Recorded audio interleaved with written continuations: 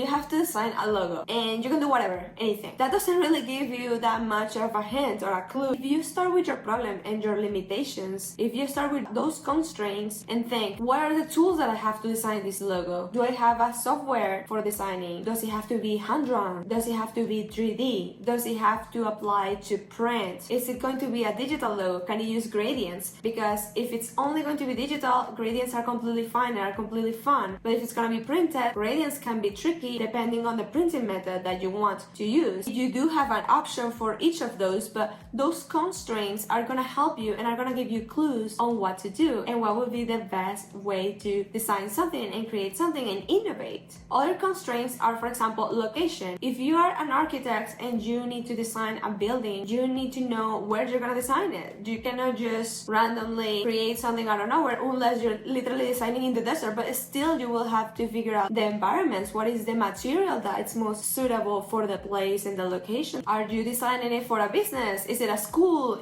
What kind of business is this for? Is it a government building? Is it a multi-family home? Those constraints are going to give you hints on what to do with it, are going to allow you to come up with solutions that otherwise you wouldn't have come up with. Great constraints that can help you be more creative and innovative are people, expertise, money, budget, the time, the deadlines, the tools, the equipment, the third party, any business rules or government rules, the technology that you have available, your business goals or the project goals, the use of the building or of your project, of your startup, of your app, of your logo, quality standards, any design measurements that you need to take into account. For example, how large the hands of the person that's gonna hold the phone, if you're gonna design a smartphone, any distribution channels that you're gonna have, sustainability, how ecological it is, the location, any physical constraints, durability, cultural constraints, profitability, etc., etc., etc. These are key constraints that can help you be more creative.